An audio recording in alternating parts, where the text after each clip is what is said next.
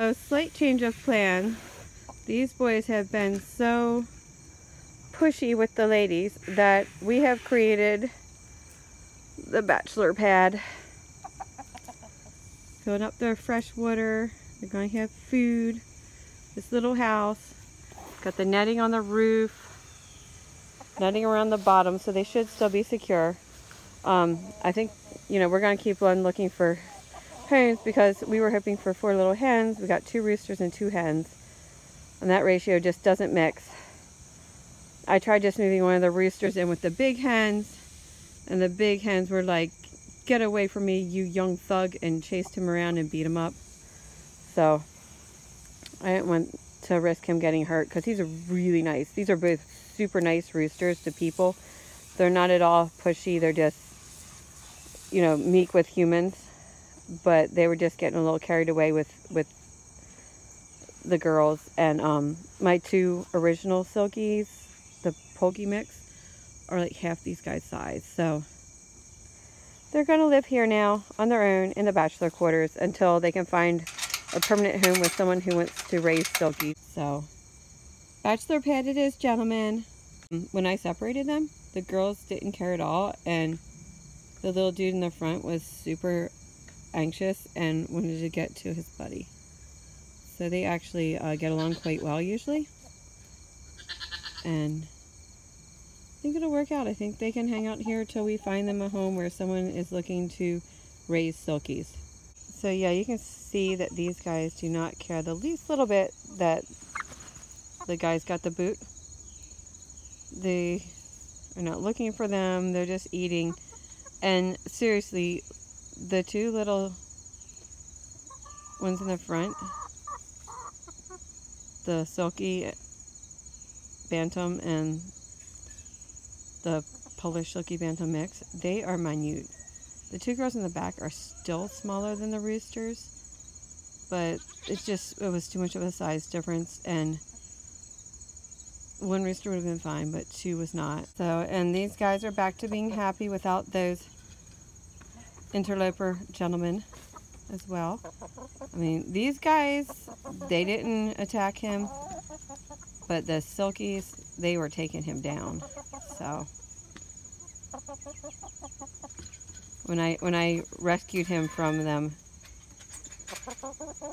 Violet still had a feather in her mouth. They were just like, "Get out of here." So I was really surprised because they're such, I mean, they welcome these little hens with open arms. There's Violet walking down her little alleyway. She has defended her territory and has successfully chased away the interloper, so she's back to being the queen. And he had set Marshmallow in her place, which she's usually the terror of the barnyard, so I'm surprised. So they're getting a treat. We expanded one of the gardens in the front, and we're throwing in like the sod and stuff we dug up, and it's full of worms and grubs and stuff. So as soon as they see that, they hear something going on. They're heading out to check on things. Look at Violet. She can barely walk. She's such a waddler, but she can sure beat up a young rooster if she needs to. Marshmallow is still not sure. She's not used to being set in her place, so she's still over here sulking. "You messed up my feathers. I had just had my hair done." So this is how you make a chicken happy. Big pile of dirt and grass and stuff. You can dig all in it. So if you don't free range, which we have not been free ranging lately because of the fox and her cub. We haven't seen them the past couple of days, but I'm afraid to risk having these guys out. So we've been bringing free ranging to them instead. Happy hens. Loving the single life. These guys are enjoying theirs as well. Looking around at things. Throwing leaves about. So because we have 3 or 4 days of tons of rain coming, we just put up a little shelter. Normally all of these guys hang out in that house with the doors open during bad weather, but I've got the 4 chicks in there, so we just set up a temporary 3-sided pen with a roof so that they could hang out. They don't want to be in their house like 24 hours a day. I mean, they have a really nice house, but they just don't want to be in it all the time. So this is, over the next couple days, you know, these chicks are too young to go in with any grown-up chicks still. So eventually, these guys, instead of my original plan to move them over to what's now the bachelor barn, these guys will be able to move over to this other house. And then, depending, I think I have 2 roosters and 2 hens in there. So I might have 4 roosters in the bachelor pad eventually. But they'll stay young and humble for a while. So they'll be over there along with my partridge quotient hen. These guys will eventually have the 2 Easter eggers in with them and the 2 more red hens in with them.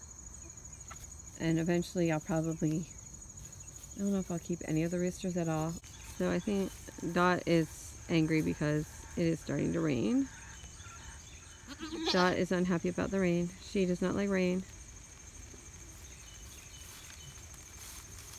She's heading for the barn. Dahlia is heading for the barn. Irma's heading for the barn. So I was digging all of this over here and adding some compost.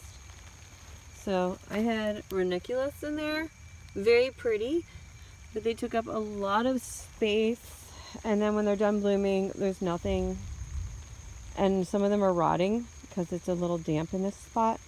So I'm digging everything up, adding compost, and I've got some forsythia babies, some oak leaf hydrangea babies, and some of my willow babies that all rooted in here. So these were just hardwood cuttings.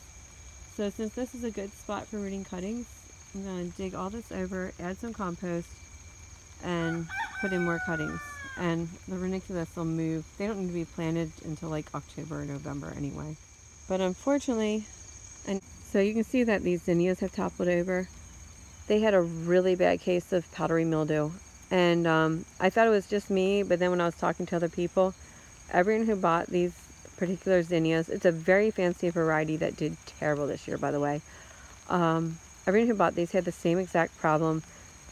We all got them from the same seed company, and they've just all been mildewy, terrible. And mine have not been very reliable with blooming true to form. I have all these single flower ones, single blossom ones, and they should have been really fancy and full and amazing.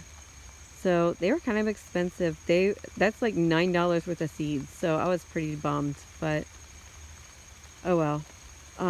Anyway, so next year this is just going to be a cutting garden.